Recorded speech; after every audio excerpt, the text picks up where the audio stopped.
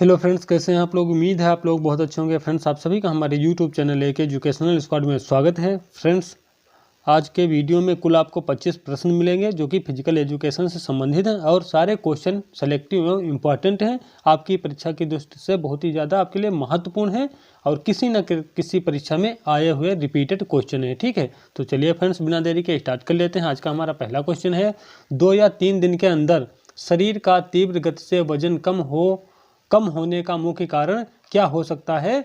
तो हमारे शरीर में पानी की जो मात्रा होती है उसकी कमी हो जाती है। ठीक है कहने का मतलब यही है कि शरीर का एकाएक एकदम से मतलब वजन कम हो जाने का मुख्य कारण क्या होता है, हमारे शरीर में पानी की कमी हो जाती है। तो इसका मुख्य कारण यही होता है। और बात करी जाए कि हमारे शरीर में कितने प्रतिशत पानी होता है, तो आपको कहीं कहीं पर लिखा मिल जाएगा 65 से 75% तक। ठीक है, ये भी सही है, लेकिन जब औसतन की बात करी जाएगी तो हमारे शरीर में 70% औसतन जो है वो कितना 70% पानी की मात्रा होती है। ठीक है और बात कर लेते हैं कि पानी की कमी आखिर होती क्यों है। ठीक है, जो पानी की कमी होती है इसको एक शब्द में बोलते हैं डिहाइड्रेशन। ठीक है, क्या पानी की कमी को क्या बोलते हैं, डिहाइड्रेशन बोलते हैं। और ये कब होती है, तो जैसे कि हमारे शरीर से आंसू निकलना या उल्टी आना या पेशाब मतलब अधिकतम पेशाब होना या फिर दस्त या उल्टी होना, ये सभी इसके पानी की कमी के मुख्य कारण हो सकते हैं।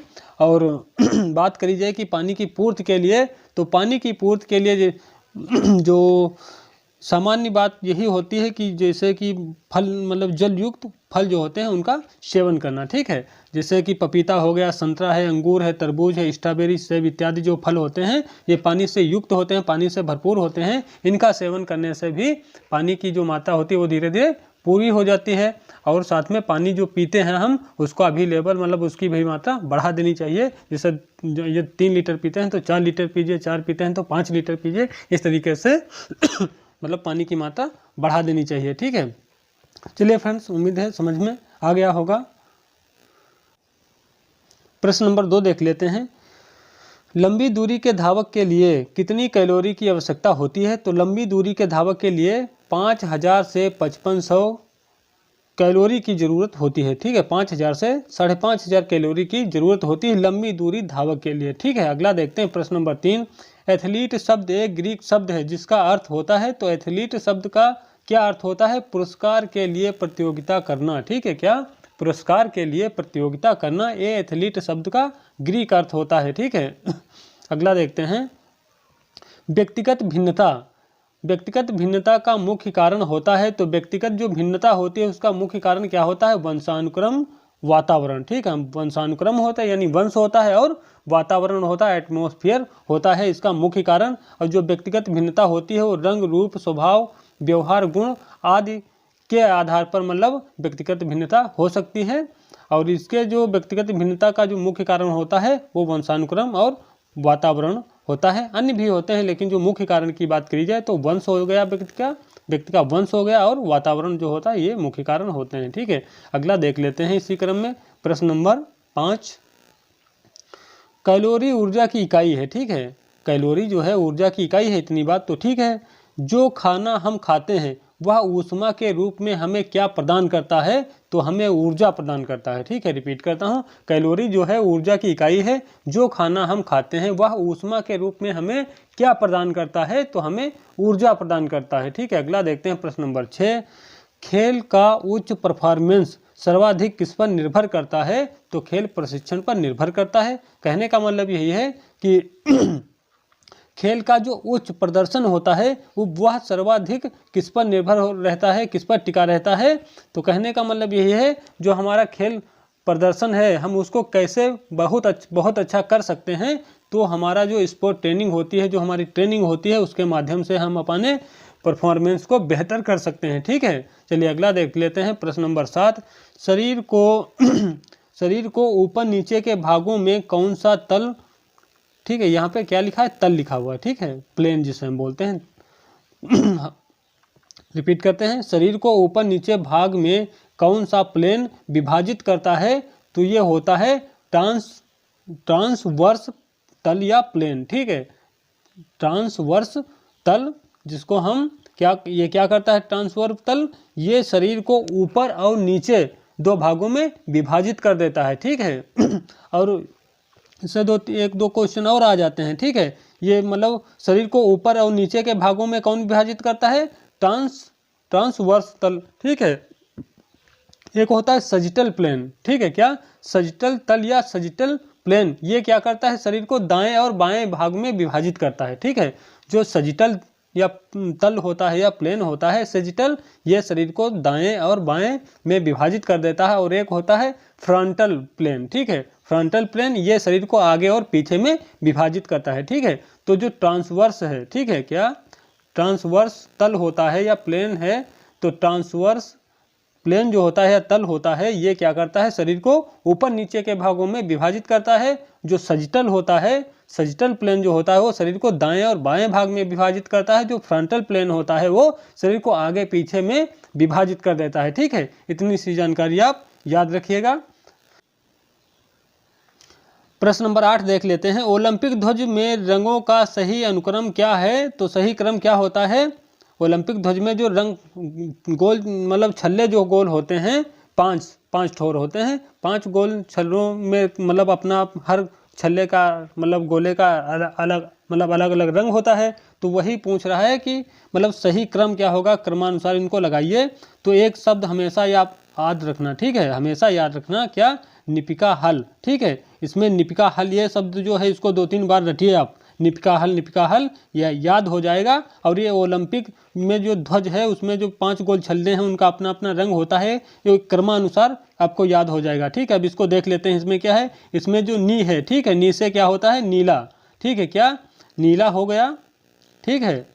जो पी है ये क्या हो गया पीला, पी से पीला हो गया।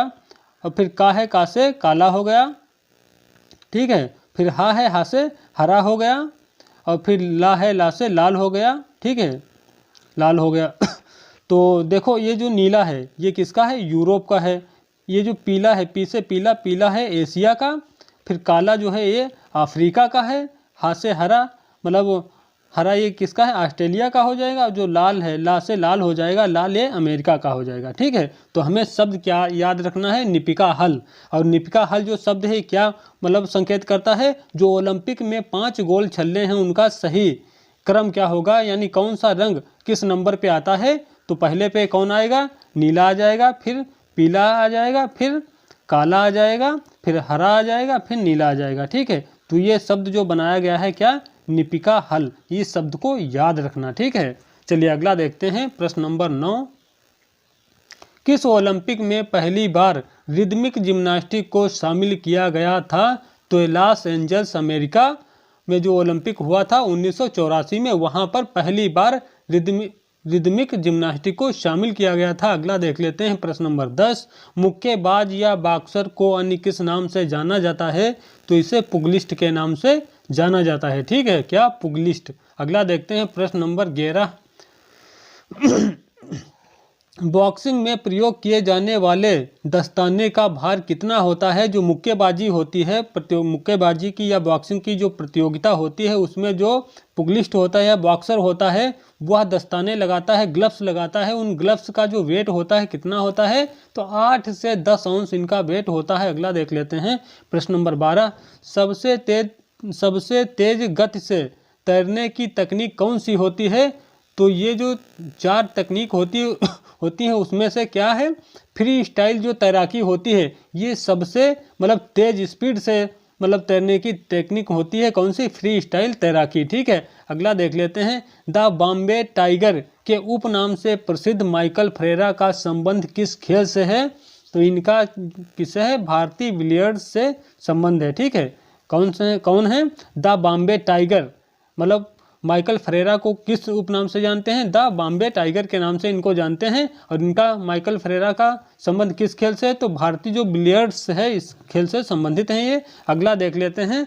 प्रश्न नंबर 14, शब्द टी ऑफ क्या है। टी ऑफ शब्द जो है इसका संबंध किस खेल से होता है? तो इसका संबंध होता है गोल्फ खेल से। अगला देखते हैं प्रश्न नंबर 15, डायनमोमीटर से क्या मापा जाता है? तो डायनमोमीटर से शरीर की जो ताकत होती है, शक्ति होती है, उसको मापा जाता है। अगला है प्रश्न नंबर 16, शरीर की लचकता यानी फ्लेक्सिबिलिटी मापने का यंत्र है? तो गोनियोमीटर से हमारे शरीर की जो लचकता होती है, लचक होती है, उसको मापा जाता है। ठीक, तो शरीर की लचकता मापने का जो यंत्र होता है कौन सा होता है? गोनियोमीटर होता है। अगला देखते हैं प्रश्न नंबर 17, शरीर में वसा की मात्रा मापने का यंत्र है, या कह लीजिए शरीर में वसा की प्रतिशतता मापने का यंत्र कौन सा होता है? तो स्किन फोल्ड कैलिपर जो होता है, शरीर में जो वसा होती है उसका पता लगाता है कि कितने % हमारे शरीर में वसा है। अगला देखते हैं प्रश्न नंबर 18, कंट्रास्ट बाथ में कम होती है,